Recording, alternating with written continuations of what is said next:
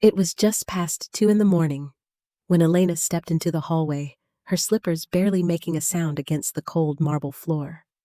The estate was wrapped in silence, the kind that presses on your skin like a heavy coat. She was only checking the guest bathroom. A small leak had been reported by the housekeeper earlier that day, and she preferred to handle it herself before anyone else woke. But as she passed the master suite, something strange made her pause. A faint light was bleeding under the bathroom door, and the sound of running water echoed softly through the hallway. It had been going for far too long. Instinctively, she knocked once gently. No answer. She knocked again. Still nothing. Her hand reached for the brass doorknob. She hesitated, unsure if she was crossing a line, but something in her chest told her to open it. What she saw made her breath catch. There, in the middle of the spacious shower room, sat William Hale, the man who owned this mansion, this empire. He was naked, his back hunched, both hands clutching his head, and water cascading over his body like a curtain hiding everything except his pain. His shoulders were shaking. His face was buried in his knees. He did not hear her. Elena froze. He was supposed to be untouchable.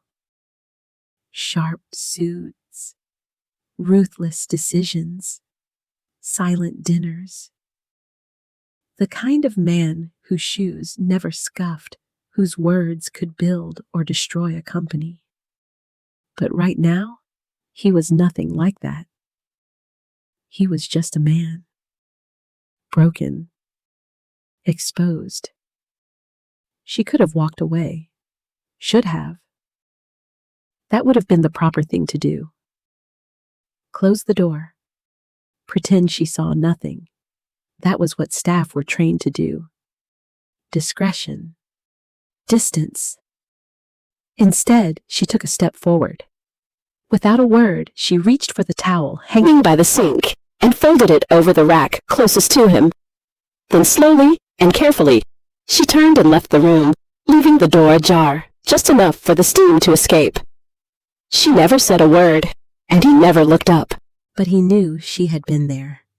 The next morning, neither of them mentioned it. Not over breakfast, not in the hallway, not when she refilled the orchids in the East Conservatory. But something had shifted. He did not look at her the same way, and for the first time in a long time, she found herself thinking not just about getting through the day, but about the man on the floor the night before. The man behind the money. The silence. And William Hale, for reasons he could not explain, found himself listening for her footsteps. What no one knew was that moment, that quiet, unspoken moment, between a man unraveling and a woman who refused to look away, would become the first crack in a wall that had taken years to build. And from that crack, everything would begin to change. Not all love begins with grand gestures. Some begin in silence, and some begin with the choice to stay when someone else would have left. Elena Alvarez was 26 years old and had spent the last 3 years working as a live-in maid at the Hale estate. She came to America with a work visa, a worn suitcase, and a promise to her mother that she would send money home every month without fail. Every dollar she earned was split between her mother's medication, her little brother's school fees, and the few basic necessities she allowed herself. Her room was tucked away near the back of the property, barely large enough for a twin bed, and a desk she had built out of discarded wood. But it was quiet, and it was hers. Each morning she woke before the sun brewed coffee for the staff, prepped the breakfast table with precision, and moved through the house like a whisper. She rarely spoke unless spoken to, never lingered in places she wasn't needed, and had trained herself to disappear when the wealthy guests arrived. She had grown used to silence. In many ways, she preferred it. William Hale, on the other hand, lived in a silence of his own making. At 38, he had everything most people only dreamed of. The tech company he founded in his 20s had exploded into a global name. He had graced the cover of magazines spoken at conferences, and was once named one of the top 10 most influential minds in Silicon Valley. But that version of him no longer existed. Not since the accident. Not since Sophia. After losing his fiancée 3 years ago in a car crash, William withdrew from public life completely. He left his role as CEO, closed his social media accounts, and moved into the estate full-time. He fired his PR team, rejected every interview request, and stopped answering calls that weren't from his lawyer or his accountant. The only people allowed into his world now were a small, rotating staff of trusted professionals who understood 2 things: keep things clean and keep things quiet. To them, William was an enigma. He barely spoke. He moved through the halls like a shadow. He worked late into the night behind locked doors, took meals alone in the study, and rarely left the grounds. But Elena had learned over time how to read the silences. She noticed the unopened mail that piled near the front door, the untouched piano that gathered dust in the music room, and the photo on the mantel that never moved, a woman with gentle eyes and a stethoscope around her neck. Sometimes she would catch a glimpse of him through the tall glass windows, walking the garden path in the early morning, coffee in hand, staring out into the fog as if searching for someone who never arrived. He wasn't cruel. He wasn't rude. But he was absent in a way that made presence feel impossible. And so their lives ran in parallel. She cleaned rooms he never entered. He walked past her without acknowledgement. She studied English phrases at night with earbuds in while he poured whiskey in the dark. Until that night. Until the bathroom. Until she saw him not as a boss or a billionaire, but as a human being. Something changed after that. Not in big ways, but in subtleties. He started saying good morning. Sometimes, thank you. Once he asked her if she needed an extra lamp for her room. She noticed he paused longer when handing her a list of tasks, as if he was wondering what else to say. Elena didn't know what to make of it. She wasn't naive. She didn't mistake politeness for connection. But the man who once seemed carved out of stone had begun to show small cracks. And in those cracks, something soft flickered. One evening, as she was folding linens in the laundry room, she found a book on the counter that hadn't been there earlier. It was an English grammar workbook with a sticky note that read, "Thought this might help W." She stared at the note for a long time, unsure if she should feel grateful or frightened. No one had offered her anything in years without expecting something in return. And yet this wasn't a demand. It wasn't even a conversation. It was a gesture, quiet, unassuming, much like the towel she had left for him days before, and somehow it made her chest ache. William, meanwhile, found himself thinking about the girl who had seen him broken. The girl who didn't flinch, who didn't run, who simply left a towel and gave him the dignity of pretending she hadn't seen him at all. That kind of presence, gentle, strong, and unspoken, was something he hadn't felt in years. Not since Sophia. It haunted him, but not in a painful way. It haunted him like a melody he used to know, something forgotten but familiar. And every time he passed Elena in the hallway now, he wondered what she saw when she looked at him. Was he still just the employer, the name on her paycheck? Or had that night changed her too? He didn't know. But for the first time in a long time, he wanted to. The change between them was subtle, almost invisible to anyone else. But to Elena, it was unmistakable. The man who once moved through the house like a ghost now hesitated in her presence, not out of discomfort, but something closer to curiosity. He began offering small, quiet acknowledgments. A nod when she passed by. A thank you when she delivered tea.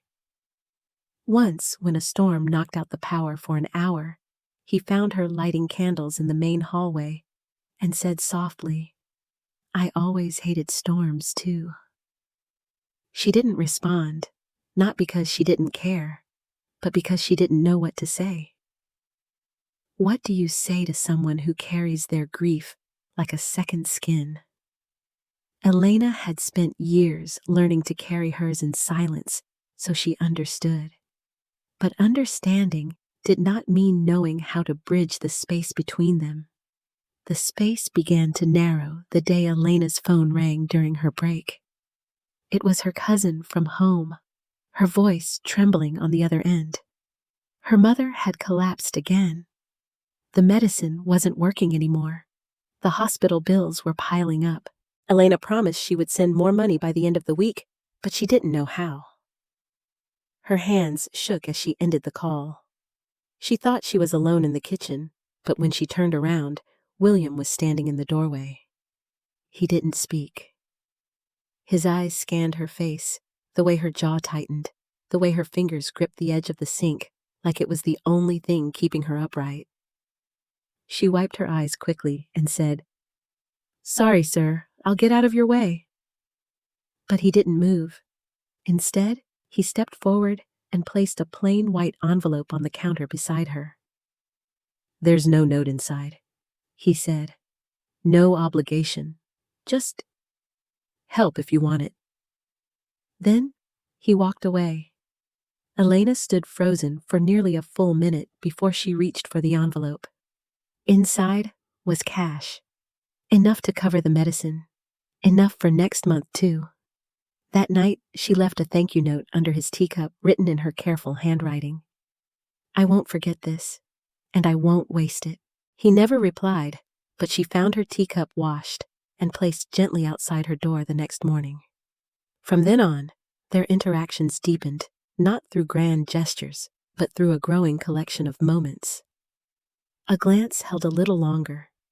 A comment about the weather that turned into a shared memory. He started asking about her life. "Where are you from exactly?" She told him about the small village outside Puebla where the air always smelled like corn and rain. "Do you miss it every day?" "What did you want to be before all this?" "A teacher at first. But then my father got sick and we couldn't afford treatment. I promised myself I would never be that helpless again. So now I want to work in healthcare. Not as a doctor, that's not realistic, but maybe nursing, maybe community work." He didn't interrupt. He didn't challenge her limitations. But something about the way he looked at her shifted, as if he didn't see her as a maid anymore, but as someone unfinished, someone growing. One evening, he invited her to sit on the patio with him.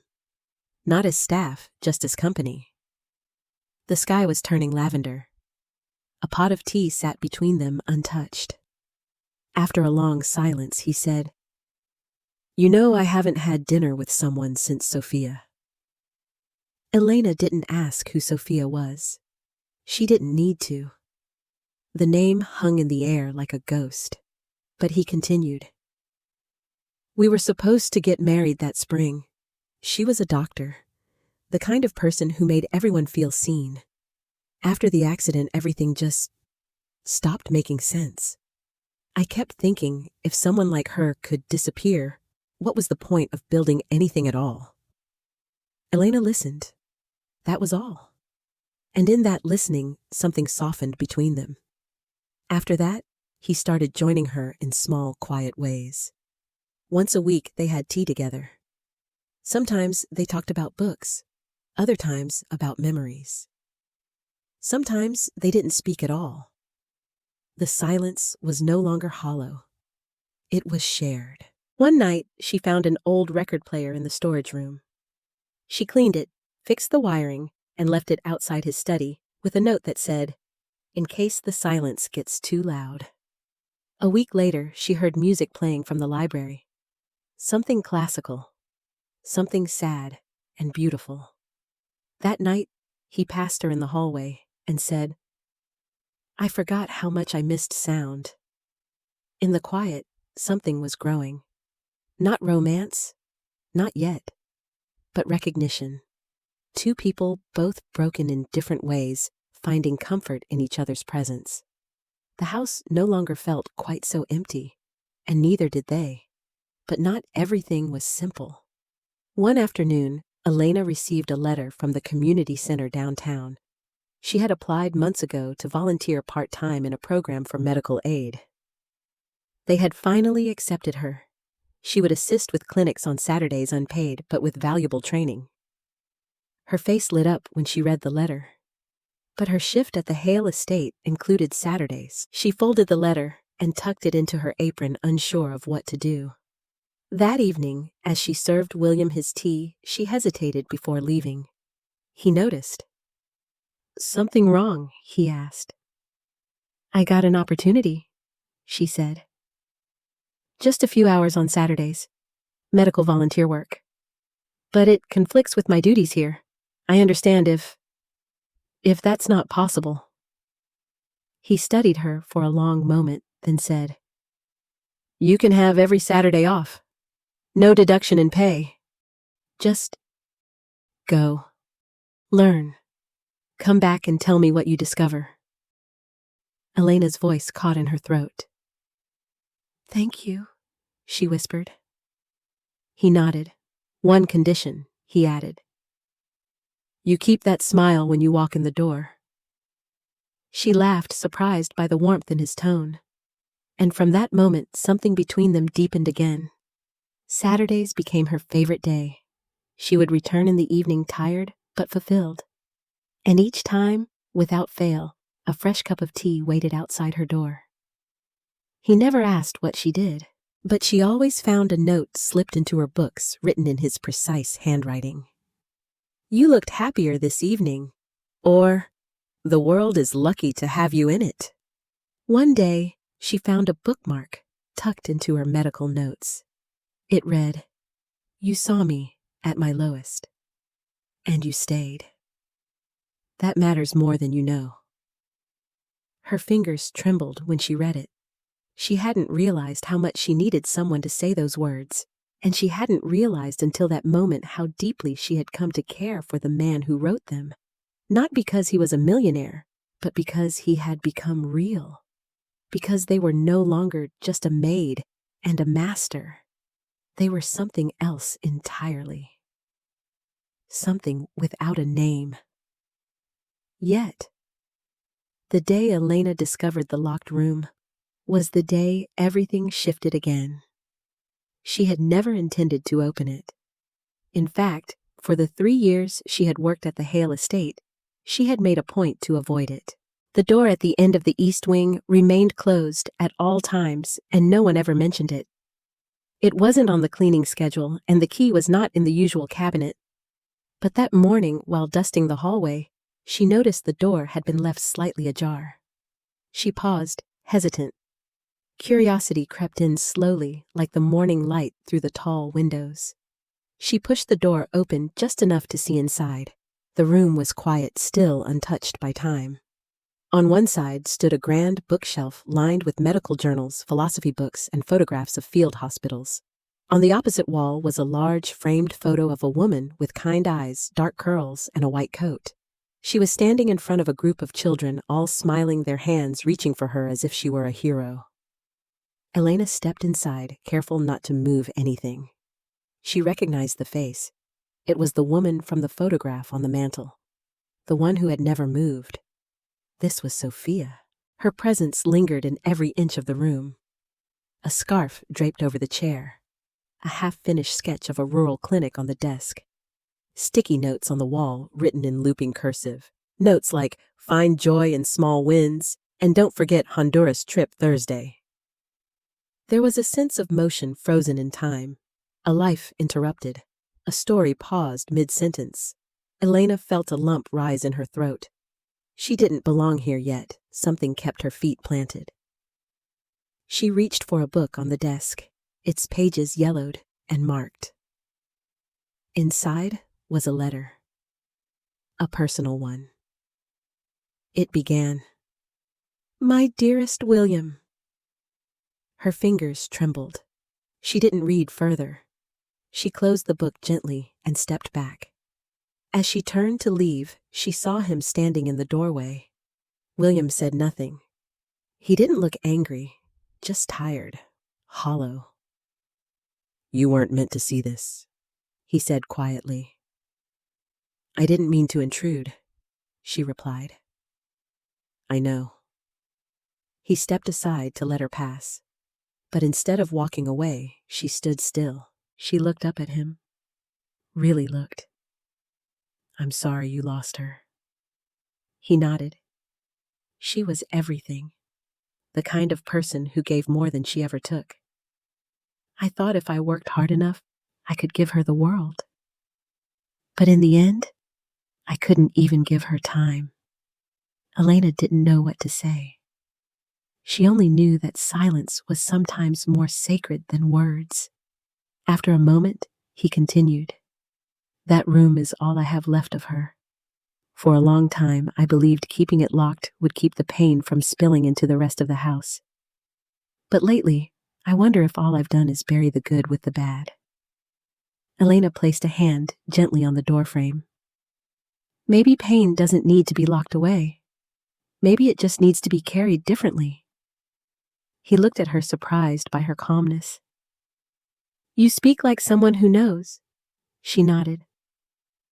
I do. He asked her then to sit with him, and for the first time, he told her the whole story.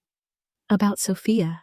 About the accident on a rainy highway, the phone call he never saw coming the moment his world split in half. About how he had canceled the wedding, shut down everything, and disappeared into a house filled with echoes. Elena listened, eyes never leaving his. She shared, too. About her father. How he died slowly in their home, feverish and gasping, while she held his hand and begged the universe to send help they couldn't afford. About how she had grown up with the sound of grief as background noise. That's why you want to work in healthcare, he said. It's why I have to, she corrected. He didn't reply, but something in his face softened. That night, neither of them could sleep. Around midnight, he knocked on her door. Just once. Not loud. When she opened it, he didn't come inside. He simply handed her a small notebook. It was Sophia's, he said. She used it for ideas. Clinic designs. Community health models. I thought you might find something useful in it. Elena clutched the book like it was sacred. Thank you, she whispered, for trusting me with her. William took a step back, paused, and said, I think she would have liked you. I hope so. He nodded once and walked away. In the days that followed, something unspoken settled between them. A quiet understanding. He started joining her in the garden more often, watching her tend the herbs she planted in secret behind the greenhouse. She began leaving notes on his books, recommending pages he might like. She called them annotations of the heart. One evening, as they sat under the stars, she asked, Did you ever think about living again? He stared at the sky for a long time. I tried, but grief isn't something you overcome. It's something you grow around. It becomes part of you. The best you can do is not let it be the only part. And are you growing around it now? Maybe. If I am, it's because someone reminded me that even the quietest presence can make the loudest impact. They sat in silence after that. Not awkward, not heavy, just peaceful. As if the air between them had finally found a new rhythm. The next morning, Elena received an email from a foundation she didn't recognize. It offered her a partial scholarship to attend a 6-month training program for health volunteers. It was a long shot, competitive, prestigious. She never applied. She looked up from the screen, heart pounding. William stood in the hallway, hands in his pockets. I hope you don't mind. I might have pulled some strings. Why, she asked. Because the world needs people who care, and you care deeply. That's rare. And because someone once believed in Sophia. I think it's time someone believed in you. She didn't know what to say. She walked up to him, held out the email, and said, If I do this, I can't work here full-time. I know. And I'll miss our tea. But this house was never meant to hold someone like you forever. You were always meant to build something bigger. Her voice cracked. I'm scared. That's how you know it's real. And if I fail, then you try again. And if I can't come back, then I'll visit. Wherever you are. They smiled. Not everything was healed, but something was finally beginning. Not just a future, but a belief in one. Together they stood by the open door of a room once filled with grief. And for the first time, it felt like light had found its way in. The day Elena packed her things, the sky was gray. Not stormy, just quiet. The kind of gray that made everything feel slower, more thoughtful. Her room was never full of things, but each item she placed into the worn duffel bag carried weight. A photo of her mother smiling faintly from a hospital bed, the tiny cactus William had left outside her door. After her first volunteer shift, the grammar book he once gave her, now full of margin notes and little stars. Everything she owned could still fit into one bag, but her life had never felt more full. She folded the last shirt and zipped the bag shut. Her hands trembled slightly, not from sadness, but from something more complex. Fear, yes. Uncertainty, and something she hadn't let herself name yet. As she stepped out into the hallway, William was already waiting at the base of the stairs. He didn't speak at first, just looked at her eyes, scanning every inch of her, as if trying to memorize the version of her that belonged to this house. "You're early," he said finally. "I didn't sleep," she replied. "Me neither." They stood in silence for a beat too long. Then he cleared his throat. "I have something for you." He led her into the study, the one room she had never entered without being called. On the desk sat a plain envelope and a small box. She opened the envelope first. Inside was a letter of recommendation written by William himself, addressed to the directors of the program she was about to join. The wording was precise, powerful. It described her as intelligent, driven, and compassionate beyond measure. Elena blinked back tears. "Thank you," she whispered. "Open the box," he said. She did. Inside was a necklace. Simple. A silver chain with a tiny charm shaped like a lantern. Sophia wore one just like it, he explained. She used to say it reminded her that even a small light can guide people out of the dark. Elena didn't speak. She just reached forward and hugged him. It wasn't long, but it was enough. When she stepped outside with her bag, the car was already waiting. William stood beside it, holding the door open for her like a chauffeur. She laughed through her tears. "I don't know how to say goodbye." "Then don't," he said. "Just say see you again."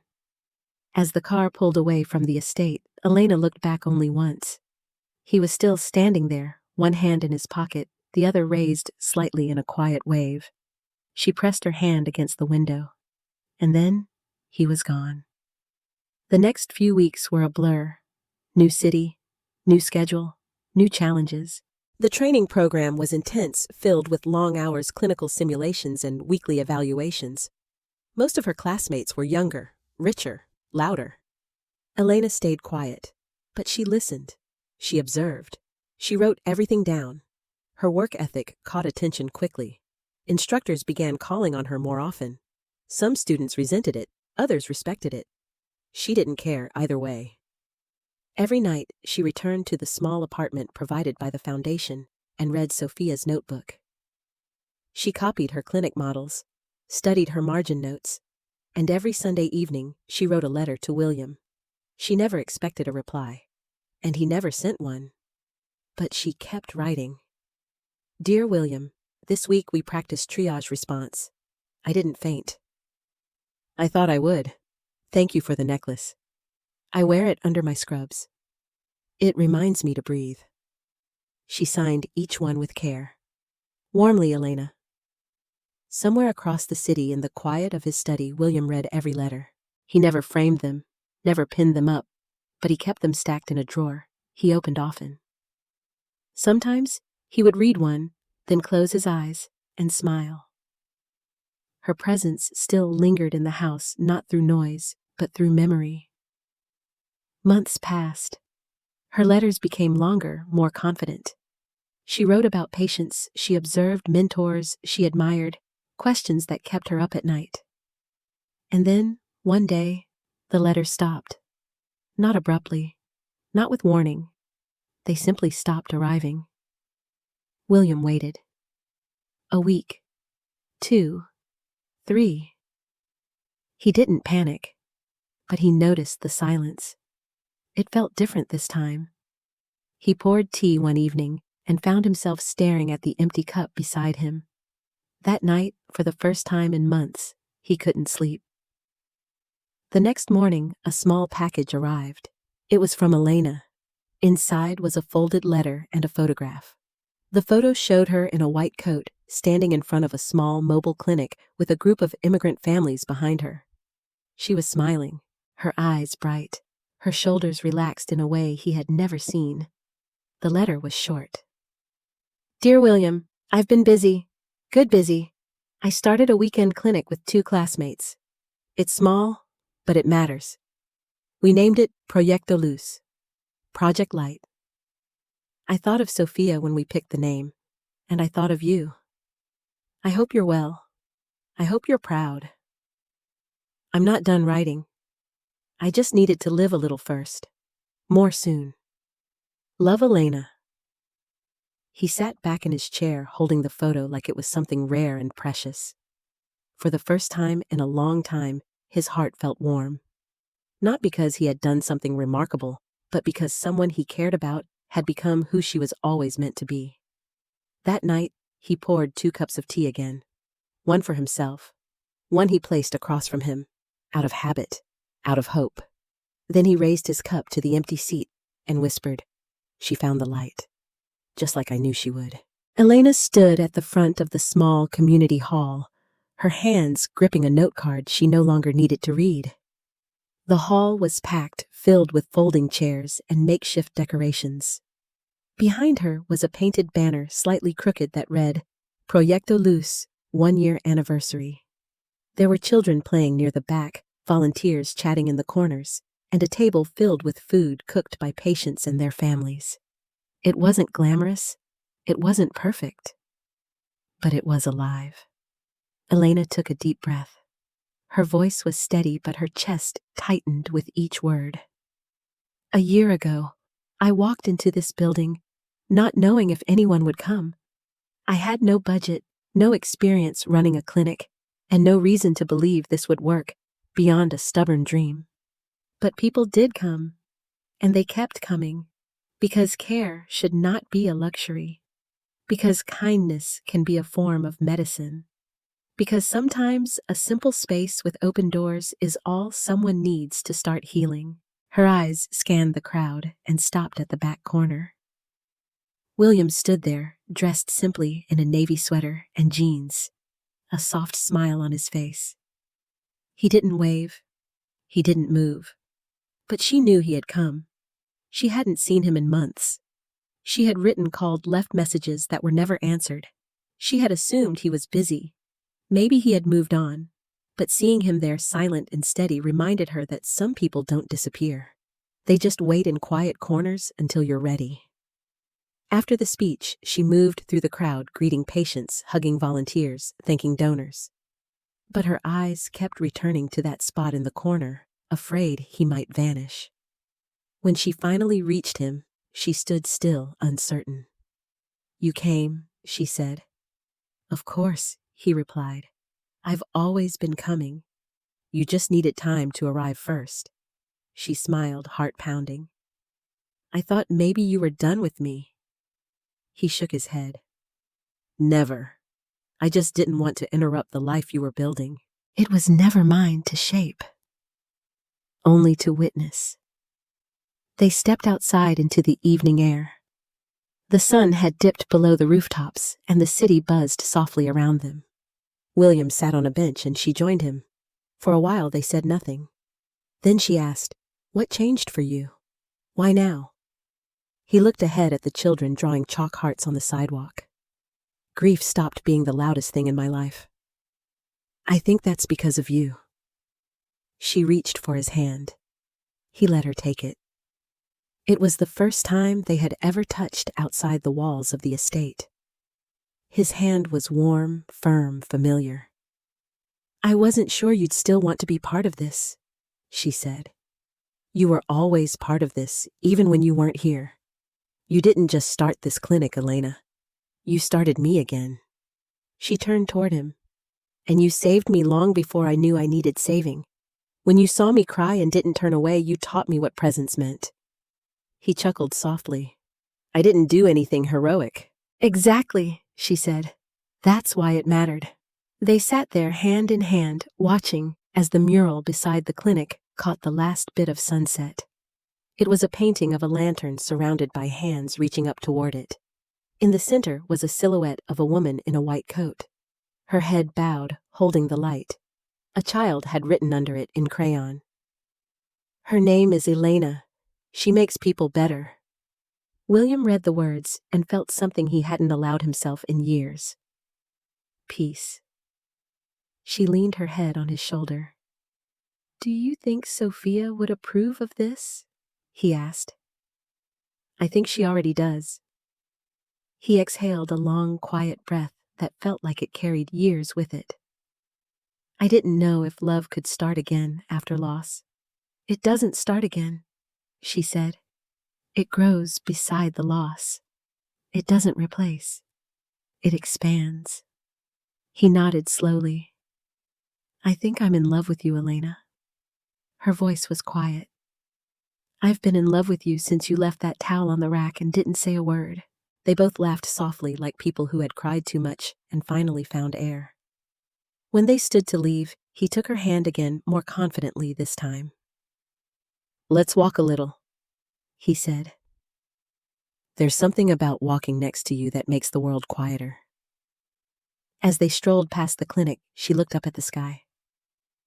"I never thought I'd end up here. I thought I'd always be the maid in the shadows." William squeezed her hand gently. "You were never just a maid. You were always a lighthouse. You just had to see it for yourself." That night, as she locked up the clinic and turned off the last light, she paused at the door. William stood behind her waiting. She turned to him and asked, "Are you coming home with me?" He didn't answer with words. He just reached for her face, brushed a loose strand of hair behind her ear, and kissed her forehead. "Yes," he whispered. "And not just tonight." She didn't cry. She didn't tremble. She just smiled, took his hand again, and led him inside. Months later, the sky above the clinic was streaked with soft morning gold as Elena stood in front of the mirror, tying her hair back with calm, deliberate movements. Her white coat hung perfectly on her shoulders, the stethoscope around her neck now more than a dream. The badge clipped to her chest read, "Elena Alvarez, Clinical Director." Outside her office, the halls were already buzzing. Children laughed. Nurses moved swiftly. The scent of fresh coffee drifted in from the volunteers' table. She had arrived early as always, and the world around her moved with a rhythm she had helped create. From behind her, William entered the room carrying 2 paper cups of tea. No silver trays, no porcelain. Just simple cups, steam rising gently. One was sweet the way she liked. He handed it to her without a word, and she smiled in quiet thanks. They stood side by side, looking out the window at the garden they had planted together, where once there had only been cracked pavement and weeds. Now there were herbs, flowers, and benches where patients could sit and breathe. The silence between them was full, warm, lived in. It needed no explanation. Later that afternoon, as part of the clinic's mentorship program, Elena stood in front of a small group of young women, most of them first-generation immigrants like her, all with wide eyes and notebooks open. She told them stories about studying at night with an old desk lamp, about failing, trying again, and failing better, about courage not being loud, about kindness as a strategy, not just a virtue. When one girl asked how she had known she could become something more, Elena paused before answering. "I didn't," she said. "Not at first. I thought I was just passing through life surviving. But one day, someone saw me, not for what I did, but for who I could become. That changed everything. After the talk, as the girls lined up to thank her, one whispered, "I want to be like you." Elena took her hand and replied, "Then promise me something. When you see someone invisible, someone who thinks they don't matter, you remind them that they do." That night, as the last light turned off and the clinic doors locked, she and William walked home beneath the soft glow of the street lamps. His hand in hers. No rush, no destination. Just the quiet joy of arrival. They didn't speak of the past anymore, not because it didn't matter, but because it had finally found its place. It no longer weighed them down. It stood behind them, like a shadow turned memory, gentle and honest. At the doorstep, Elena paused and turned to him. "Thank you," she said, "for what he asked, for not looking away, for staying, for believing in me when I didn't know how to believe in myself." He looked at her with that familiar stillness, the one that had once been pain and was now peace. "You did the hard part," he said. "I just made sure the light stayed on long enough for you to find your way." She leaned into him, rested her forehead against his, and whispered, "We found our way, together." Inside, the kettle whistled softly in the kitchen, and the world outside fell quiet. Two people once broken, now whole. Not perfect, but whole. And as the night wrapped around them like a blanket, one truth remained clear. Love doesn't always arrive with fanfare. Sometimes it waits in silence. Sometimes it begins in a hallway. And sometimes the most powerful thing you can ever give someone is to see them fully and still stay. Sometimes all it takes to change a life is not a miracle, not a rescue, but simply the courage to stay when someone else would have walked away.